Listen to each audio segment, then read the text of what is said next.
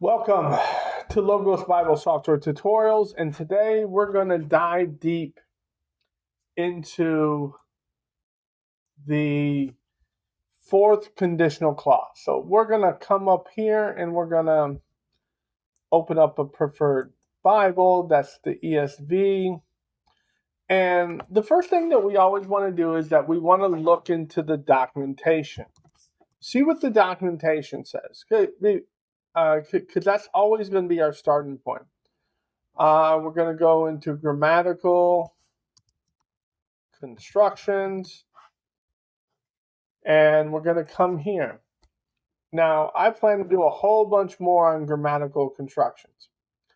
So, we have here, let's just kind of drag it back over here. We want to find something on the fourth conditional clause. So this is the third class. This would be the fourth class. It says this construction consists of A followed by the verb in the optative mood and either the present or the aorist tense in the protasis, followed by a verb in the optative mood, either the present or aorist tense in the optasis. It provides the semantic value of remote possibility. There are no pure fourth-class conditionals in the Greek New Testament. Both Robinson and Wallace note that the optative mood was not used often by the Hellenistic period. The examples of the fourth-class conditional are found in the Greek New Testament are mixed in that the optative only occurs in the protasis or the optasis, not both. So, what they're saying here is that there's no pure fourth class conditional. So we're going to go back to Wallace here, because he kind of gives us a nice little. So we're going to go and we're going to see what Wallace has to say about the fourth class conditional. Of all of the stuff I felt when it comes to third class conditional, Wallace has the best information. So we have this here. So he says that in the protasis, it's got to be A plus the optative mood in the present or aorist tense. That's going to be a critical thing here. It has to be in the optative in either present or aorist tense.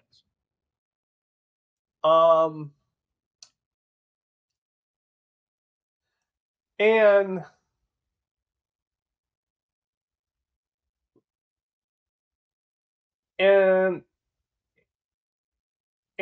the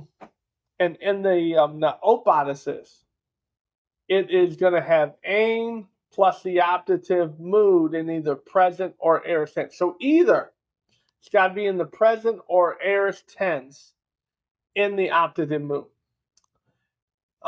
Before I even start, I would want to know, so I'm going to do a search. And all I'm going to do is search for the optative mood. How many occasions? So I'm going to hit my @ symbol, verb, and I just want to know how many optatives are in the Greek New Testament. There are at least 70 occasions of the Greek New Testament. Now let's do a little bit of analysis here.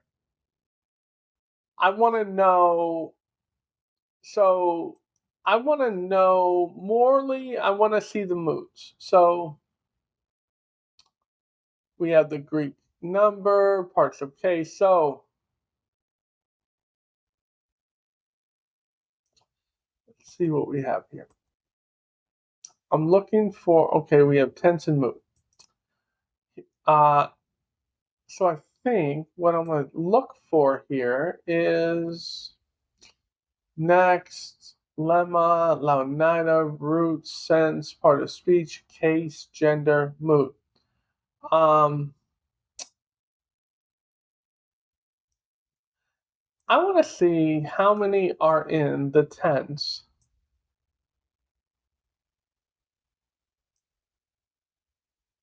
So,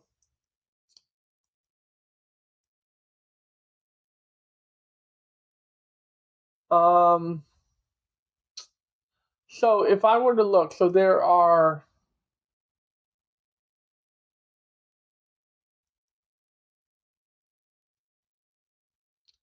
the optative in the present tense.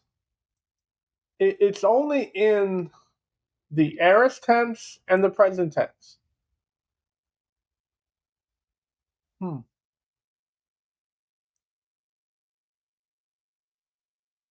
So it doesn't really occur in any other, the optative mood. So it's only in the present tense. Nothing.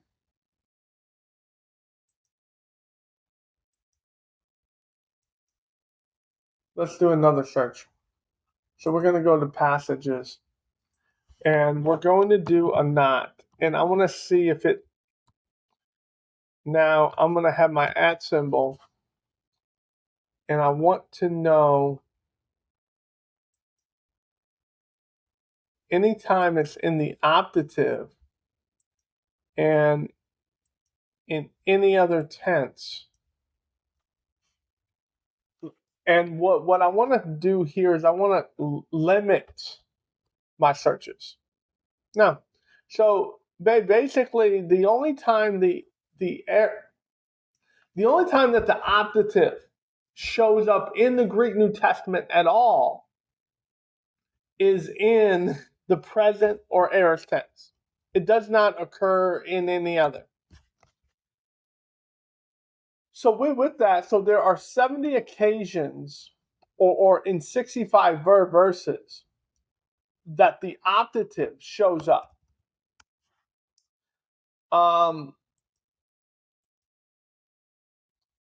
Let's compare that to the subjunctive. So I'm going to do a search here. And I just want to know how much the subjunctive occurs in the Greek New Testament. So the subjunctive, and I'm just going to search it. So massive amounts.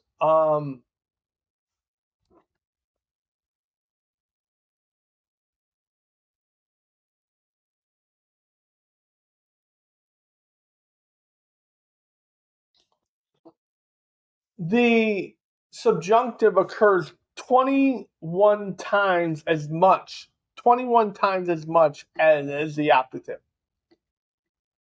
Just to keep that into perspective. So now what I want to do is I want to see what Wallace says about the third class or the fourth class conditional.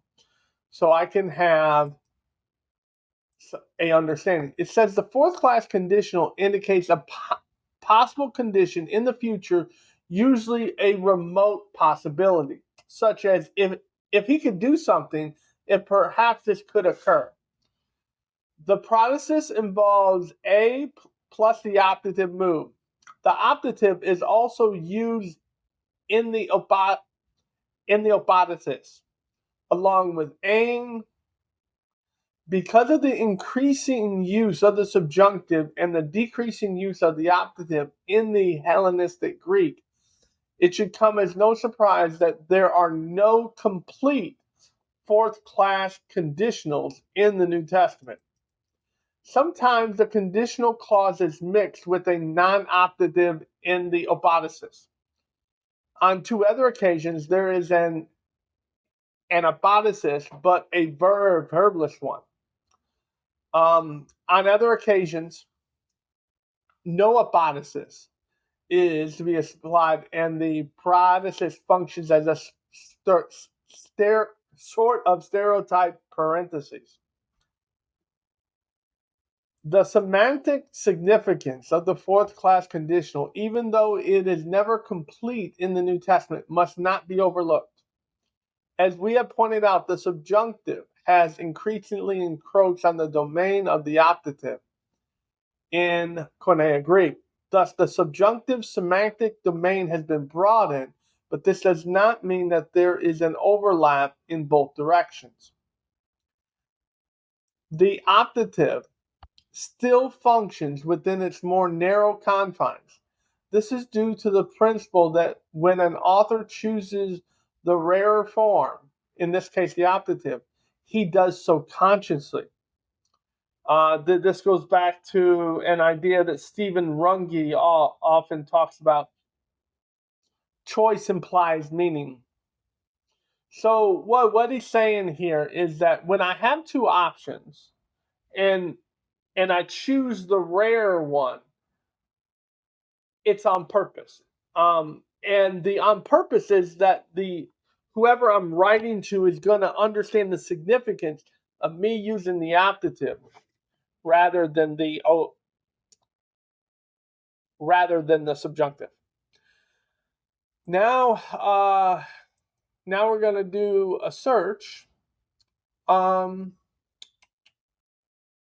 do a nice little search where we're going to find some of these occasions. I'm going to come in and I'm going to do my notes here.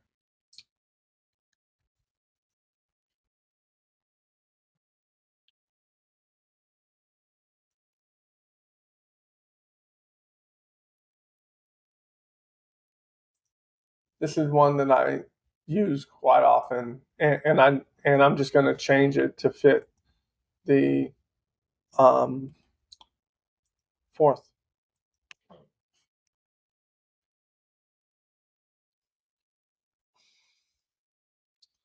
So it's saying there's a remote possibility. So we're going to look at some of these passages, and we're also going to look at the Greek here.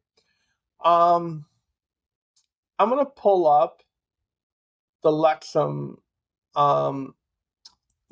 Discourse, Greek New Testament. And what I'm going to do is I'm going to drag it down here. So we're going to analyze some of these passages. So we're going to look at Luke 1:62. So we're coming over here and we're looking at Luke 1:62. And I'm looking for A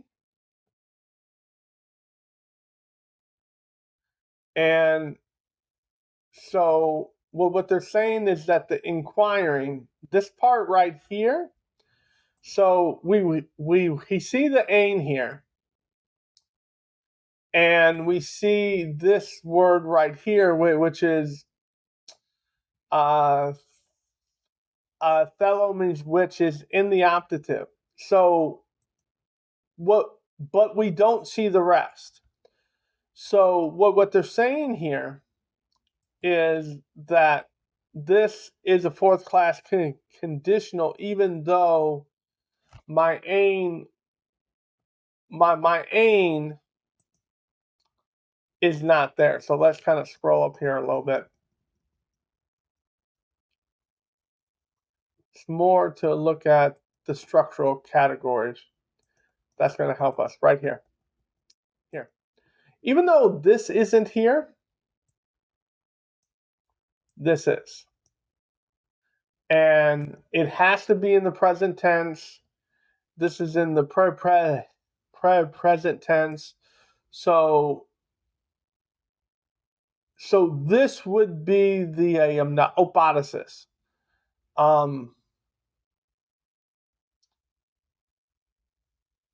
And the condition here would be here. And this would be not so much if, because if isn't there, but this would be the condition. And if sometimes can function as since they made signs that they were asking what he wanted to be called, which means that, and if you know anything about this Luke passage, is that So this is making in reference, I think, to the birth of John the Baptist. Um,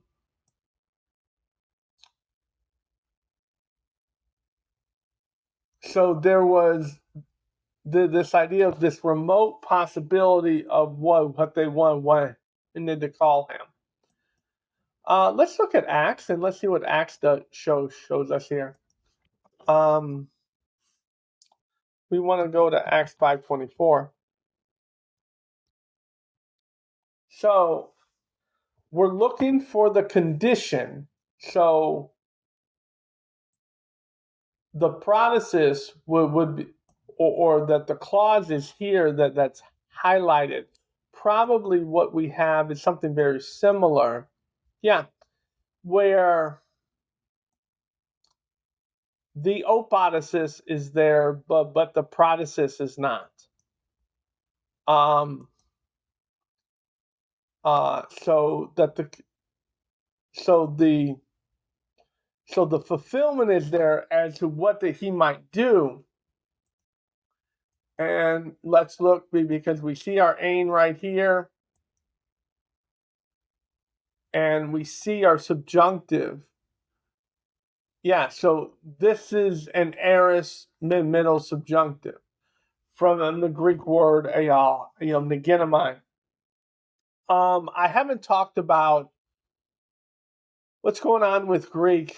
There's some debate whether or not there is a such thing as deponency. I'm going to get into that sometime, but there's this idea that we've gathered from some scholars still hold to it, some don't, where words that end in my used to be thought of as active, words that look passive but are active.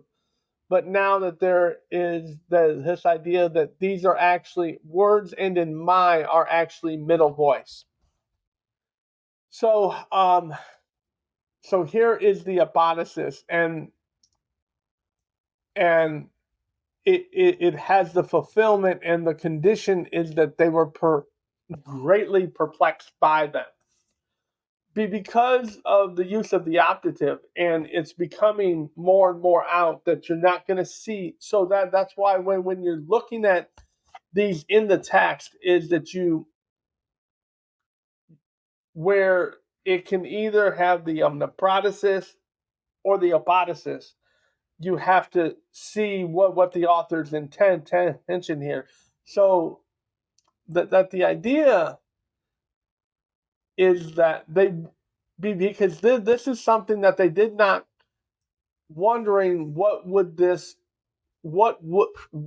wondering what this would come to. So if you take the idea of the optative, and if I use an optative, it's because there's a reason.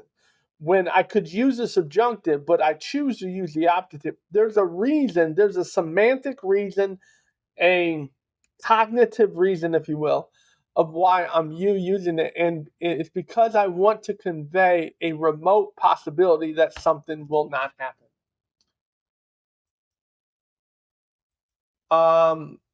Let's look, I want to look at possibility, some epistles. There's the first period. Let's look at 1 Corinthians 14:10. And we're going to look at, so, this is more of a full fourth class conditional. So we see our protasis, we see an ain, and we see here that is in the optative mood, and it is an aorist. Now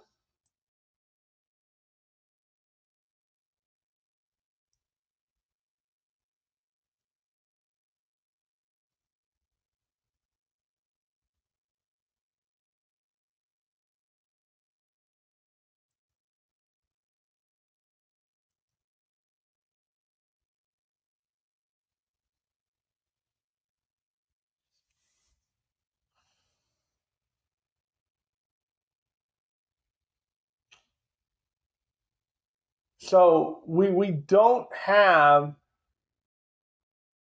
a protasis. I mean, we don't have a true hypothesis. Now, here's the interesting thing. He uses if. Now, I want to see what this is. Okay. So, but if therefore that I do not know the meaning of the language. So this is a case in point that I brought up in one of my previous lectures that that sometimes in the Greek New Testament that they use the subjunctive functionally as an optative. So this is your third class conditional right here. This is the condition for a third class conditional. And they use the subjunctive, but they use it with a negator, like may, which takes these two right here, and and they're functionally forming an optative. So it says that he does not know the meaning of there's a remote possibility of him knowing the meaning of the language.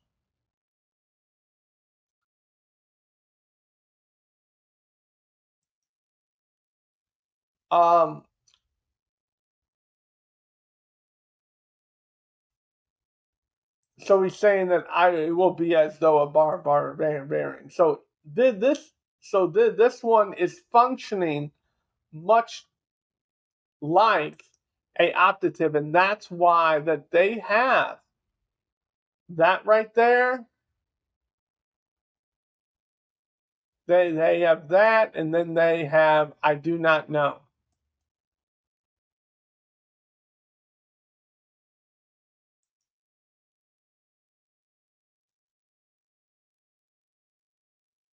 So it's he's saying, but if I don't know the meaning of the language, so that he's saying that there's a remote possibility that that I do know, I will be a foreigner in the speaker.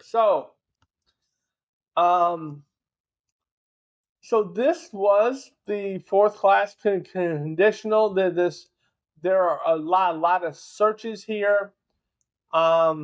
I would go like there's another one in First Peter, and we'll look at this really quick. First Peter 3:14 is what it is. So we're going here, and like here, like we see the now protasis, and we're going to look at this, and this is in the optative, and we don't see we do not see here as a optasis. I don't see. So you're not going to get a full fourth class conditional. But what the software in Logos Bible software does is that if you either have this condition, or so either if you have this in the protasis, or this in the optasis, that it's going to come up in your search of a fourth class conditional. I hope this was helpful for you to understanding more of to what to look for in fourth class conditional, what's going on, and how to really understand what they mean by the fourth class conditional, and it means something of a remote possibility. Hope you have a wonderful day. Talk to you later.